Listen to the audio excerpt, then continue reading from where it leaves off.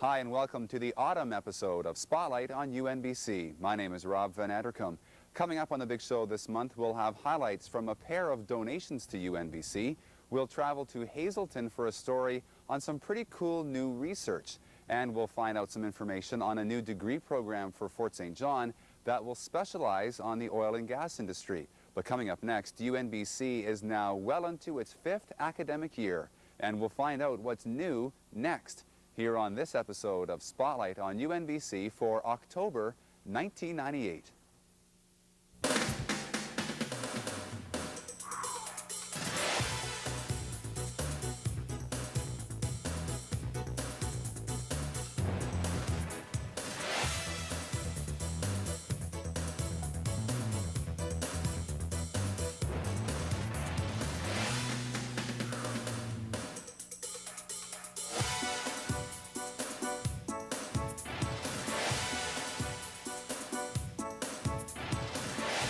With each year, the operations at UNBC become more and more stable, but there are still many new initiatives to report.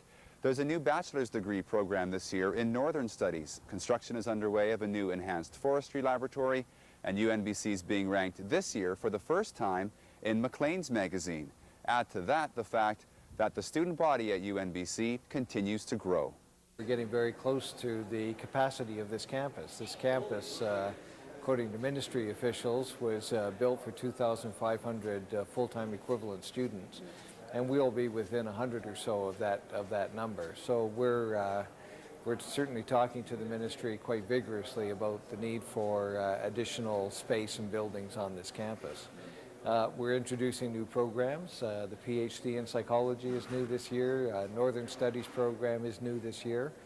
We're still working on the introduction of a Bachelor of Education program as soon as possible. We'll be working on that this year.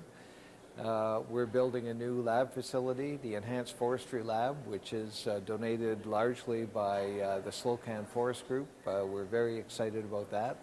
And it will be ready and in operation by the spring or early summer. So there's a lot going on. My name is Oliver Ray, and I'm currently from Duncan, originally from the Lower Mainland. And I'm taking Northern Studies.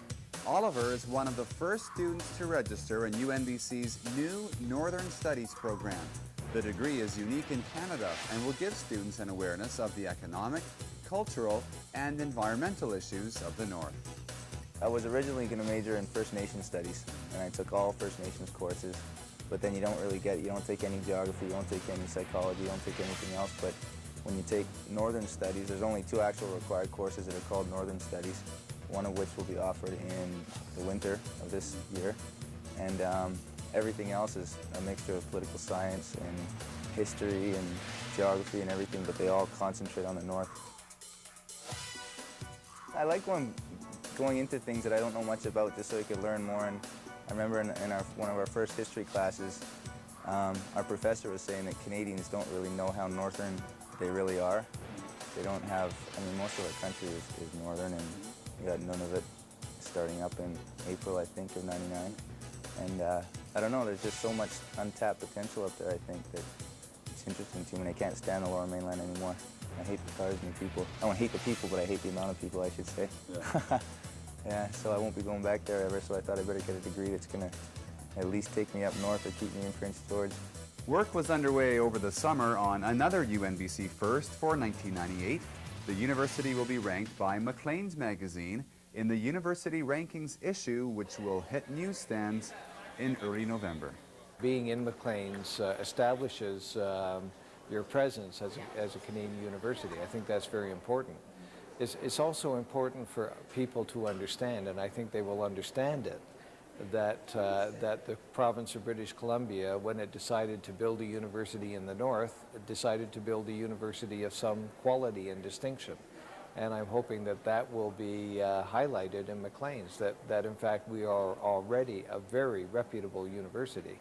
Among all the talk of what's new, this year also marks the 10th anniversary of the petition drive to establish UNBC, and special pins were created for the 16,000 people who signed and paid $5.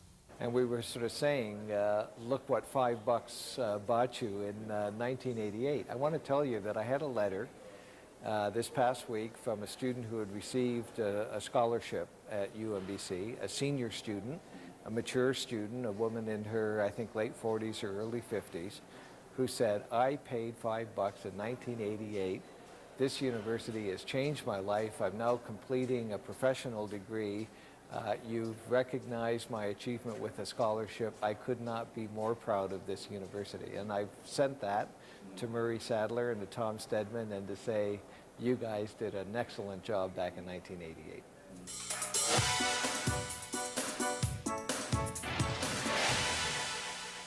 By its nature, university research is concerned with the discovery of new things. But research can also play an important public education role. A pair of UNBC researchers are working with the Gitsan Nation on what could become a major employment initiative there. The project is about hemp, and whether its growth in northern BC could spawn a whole new industry. This project has absolutely nothing to do with drugs, and that's one of the first questions that people ask. Yeah. Hemp is bred with low THC, 0.03%. The marijuana that people buy on the streets are at 15+%. You could smoke everything you see here, and your lungs will collapse before you got any buzz off it. So this has got nothing to do with drugs, absolutely not. It has everything to do with the multiple uses of hemp, which looks a lot like its far more potent cousin. Dave Ryan explains how the different parts of the plant can be used.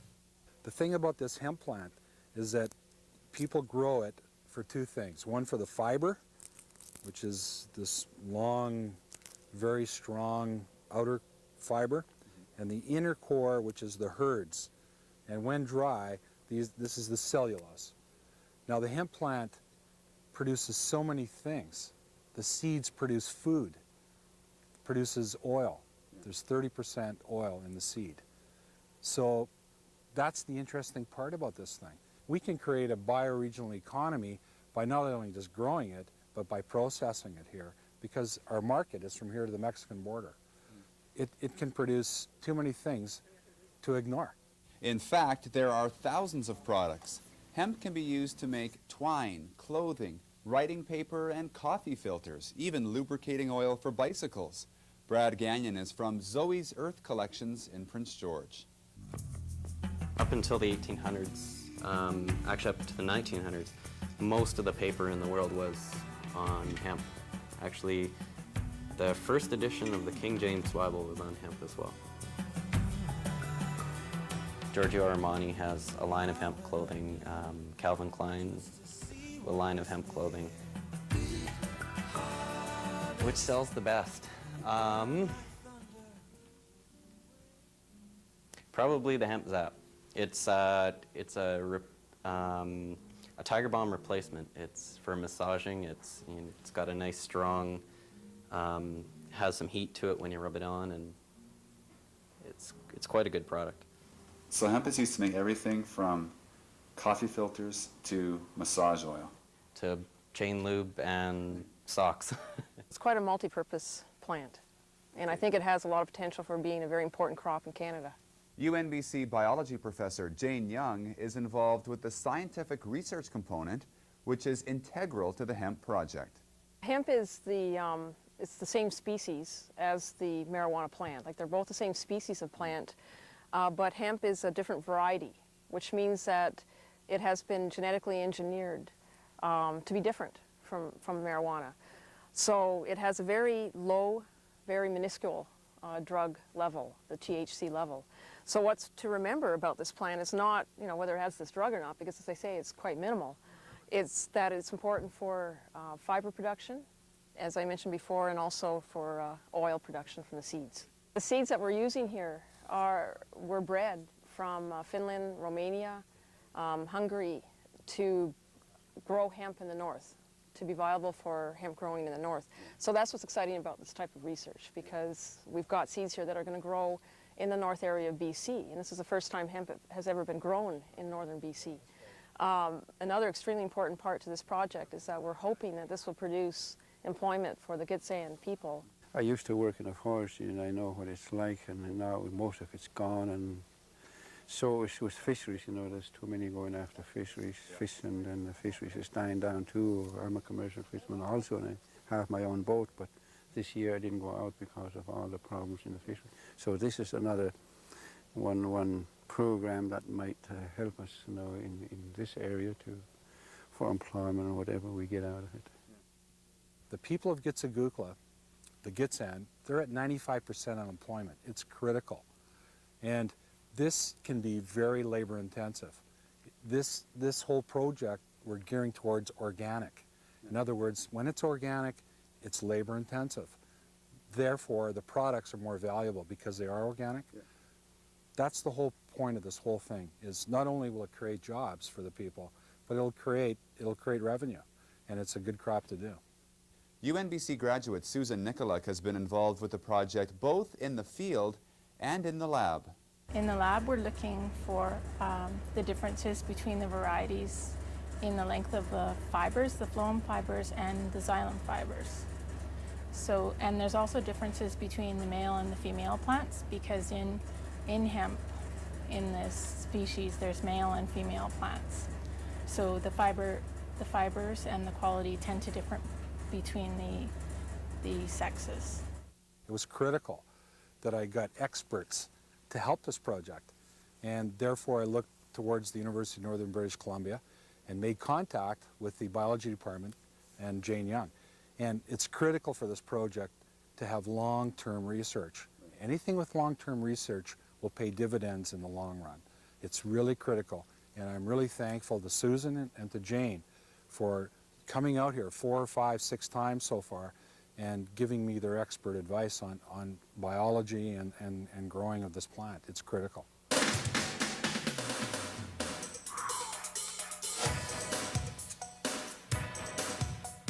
In 1 year from now, Fort St. John will be the site of a new degree program specialization. The program will be a Bachelor of Science in Environmental Planning with a particular focus on the oil and gas industry. I can see, if this program is successful, as occupying a niche that could be Canadian or North American-wide in terms of addressing environmental issues with respect to energy development. There's very few programs that deal with this. So we may supply different utilities across North America with graduates that have an integrated understanding of complex problems. Environmental Studies professor Doug Baker was on hand for the official unveiling in Fort St. John of the new energy specialization. Orland Wilkerson is the first UNBC faculty member appointed to the program. We want to encourage the students to come to Fort St. John because we have the opportunity here to take them out in the field, out into the oil and gas patch, take them down to Tumbler Ridge, take them over to the Bennett Dam, and at the same time to expose them to alternative energy sources as well. So this is an ideal location for exposing them to the energy development field. The continued growth of the industry, coupled with increasing demand for energy, should ensure good jobs for the program's graduates. With the doubling of the industry, we're going to need substantially more people who are knowledgeable in land use planning methods in order to secure those types of approvals. So I can't give you any finite numbers of jobs that are going to be created specifically in land use planning, but there will be a bunch. That's a given. The Pacific Western Brewing Company contributed $50,000 towards creation of a new student computer lab on campus. All of the computers are connected to UNBC's fiber optic network, which allows students to access the internet. The new computer lab was officially opened in September. The computers in the new multimedia lab have CD-ROM to allow student access to new research materials on CD. In fact, all of the existing student computer labs have been upgraded this year. All the existing labs have been upgraded to a 233 with 32 megs memory, and we've changed the operating system platform. We've changed upgraded the versions of software we are running that we could upgrade, the basics such as Microsoft Office and Corel Suite. Those have upgraded to the most recent version. Every machine in the student labs has access to the internet, which, with the amount of wealth of information that is out there, that gives students endless opportunity for researching and finding information. There was an unveiling of another kind in September when 3 local artists presented the university with a contribution of their work. The 4 by 8 foot mirror is etched with the images of 8 First Nations clans from the Prince George area, and the mirror is now hanging at the main entrance to the library. The gathering of the clans represented the clans that are in this area, and where I originally got that was when we were sitting in, me and my girlfriend were sitting in a restaurant, and then she was asking me about different clans, you know, how to do them, how to draw them, and stuff like that, and I started drawing them out on a napkin, and so it had a bunch of these different clans on there. So, hey, that's a good idea for a design, eh? From there, me and Ella came in with our little nail and our blades, and we started etching it. That took, well, it took approximately 150 hours to etch it. I am very proud and honored to be given the display area at this university here. It started from an idea and became reality today with this unveiling. A unique sporting event made a return to UNBC at the end of September. The Wheelthang mountain bike and rollerblade relay race was held on the campus ring road and many of the trails behind UNBC's Prince George campus. The race basically works like this. After a mass start in the Agora courtyard, the rollerbladers completed a number of laps of the campus ring road.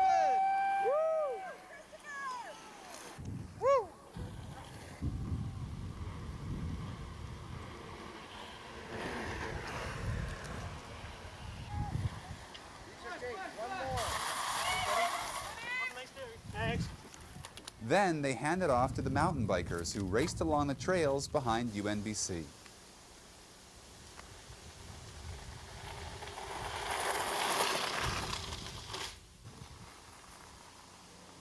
Up around Forest for the World, and it's just groomed great. The single track this year was phenomenal. Lots of nice routes and some rocks to hop over, and then there's a lot of really fast sections.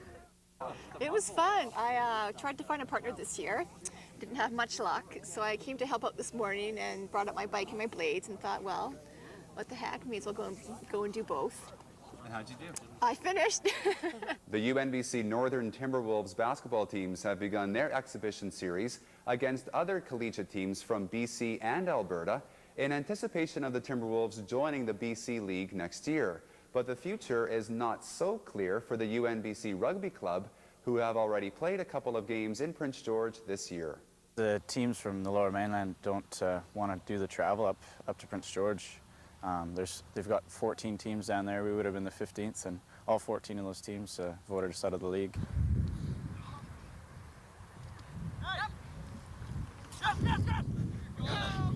We're getting sick of making 8-hour trips when no one is willing to come up and play us. You know, basically we're doing a lot of the traveling and no one's willing to travel to play us.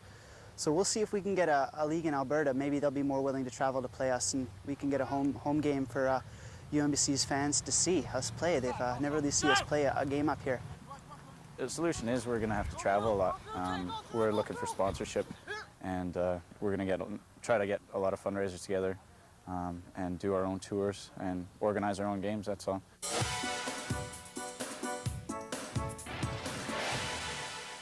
Programs in forestry and biology are so high profile at UNBC, partly because they're so relevant to the northern BC economy. This region is a great living laboratory, and the proportion of science students at UNBC is about double the national average. But the term living laboratory can also be applied to the non-sciences, because there are so many social and cultural issues that are different in northern BC than in more urban areas. The degree programs in the arts, social, and health sciences at UNBC are specifically designed to address the living part of the great northern BC living laboratory. Arts, social and health sciences is designed to deal with and enhance the human resources of northern British Columbia. I guess that's what it comes down to basically. So we're interested in people and the resources that people constitute, cultures, communities, health, the health of individuals and the health of communities, and quality of life.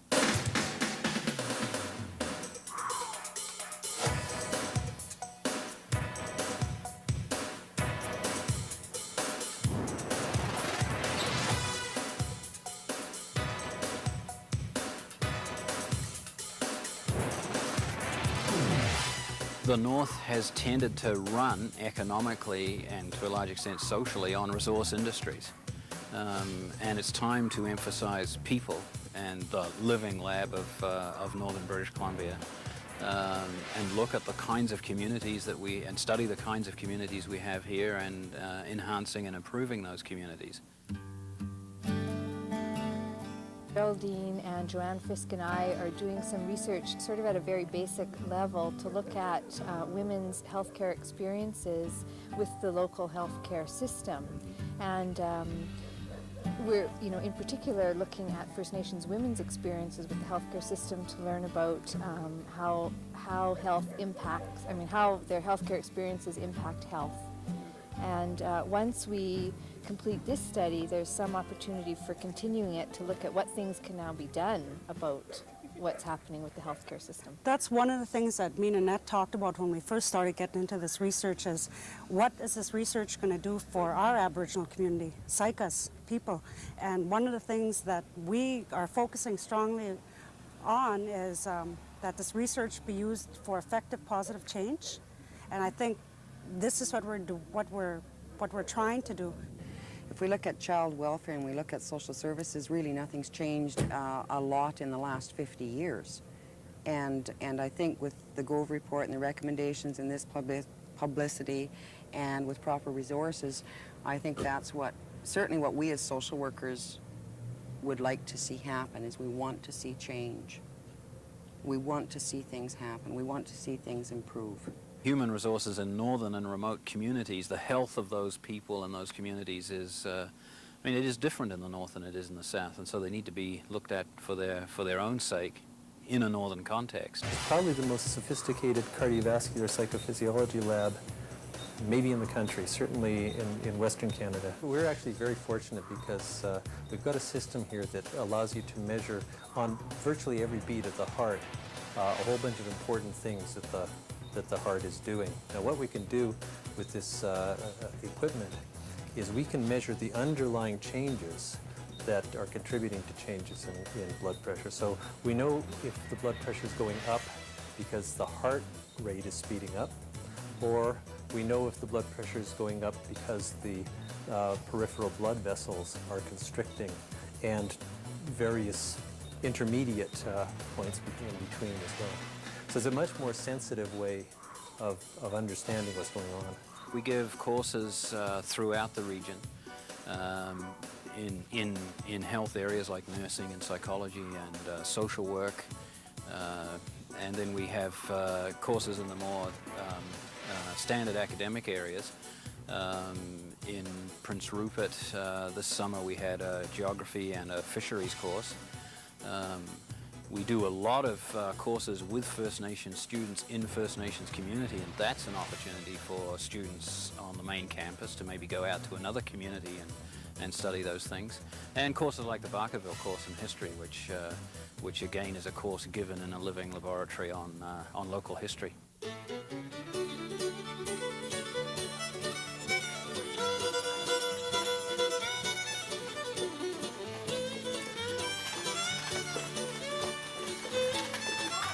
You can walk down the main street and get a view of the history of this region. But you can also go down the back streets and look inside some of the buildings, and you can see the way that Barkerville has been created. So you can see the historian's craft as well as the historian's product. And that in itself makes it a valuable artifact for the study of history.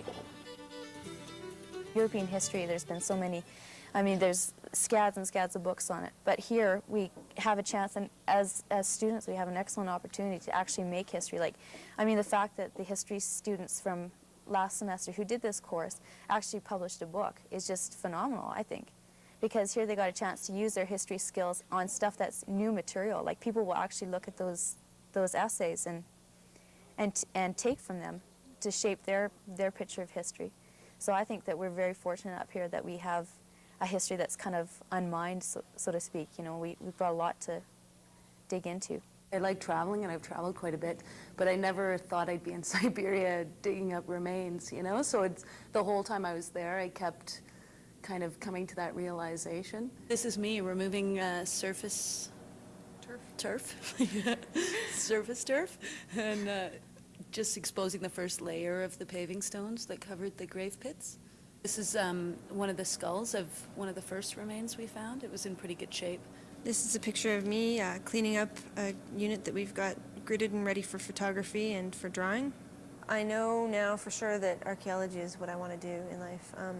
We're talking about it on the train. We had a 36-hour train ride, so we had lots of time to talk. And our teaching assistant was saying that some people get into the field and think they're going to love it, and they just hate it, and academics is more their thing. And so I was kind of worried about that, but it turned out to be a great experience. You know, being out there camping and just out on Lake Baikal and digging up remains and everything was really spiritually exhilarating, you know. It made me think about a lot of things that I take for granted, and when I came back, it's changed me forever. Like, I think it was character building. It was better than I thought it was going to be, actually. I really had a lot of fun. I really enjoyed Moscow. Kremlin, and it was like triangle shape, and nobody could enter the Kremlin without... I've always wanted to come to Russia, but I mean, I just thought the timing was great. I mean, what better time to have a political course than when Russia is in the middle of such a change with the election. I mean, it could have easily gone either way, and it could have become a communist system, and it could have gone backwards again, but so we just... I think we're really fortunate to be here at a time that there's so much change going on, and the people are in the middle of such a transition, and it just adds to the experience. Well, to be honest, I don't care too much whether they remember all the details of the Russian Constitution or how many different national groups there are living in Russia. The things that will be of most importance for them when they return home is just a broader understanding of how different societies and different cultures live. They'll bring home memories of some of the Russians that they've met, some of the apartments they've been to, some of the streets they've walked, some of the ways in which money has different meanings in different contexts, in different societies. Literature is maybe more valuable in one society and why, and they'll see things in a comparative perspective, which then enlightens their understanding no matter where they are.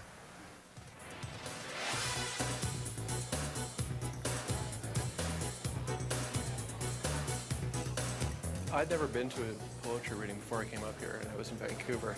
And then someone forced me to be in one, and I had such a great time now in putting them on. The morning sun is a tempting garble of orange through rippled glass. I think really my involvement with putting on jazz nights and poetry nights and trying other things has essentially made me the person I am. I mean, maybe it's not a good person, but it's made me, I think it's solidified my character. It's built. I came here and I was pretty rough, and university has sort of made me the person I want to be, and I think a lot of that is the culture and trying new things and university allowing me and making it easy for me to put on events that make me, you know, that have really made university worth going to. And it's probably, and indeed arguably, the most important single land decision in this province's history. We want to do it right. We want to find just and affordable settlements. We want to put an end to the marginalization and the exploitation of First Nations people that sadly has defined this history, this province, for too long. I hope what is happening here at UNBC will happen at other universities, at other community colleges. This university is indeed in the right place at the right time. It's extremely well situated to be on the leading edge of a lot of key Canadian issues, and I suspect that this is perhaps already being reflected in some of the research opportunities that are coming to UNBC. First Nations issues, environmental issues, the notion of a university that specializes in northern problems. Gee, I don't think you could have a better jumping off point to be positioned for the next century. University generally, but the College of Arts, Social and Health Science in particular can provide the studies, provide the information, provide the expertise so that we can make intelligent, good decisions about where the future of the North should go.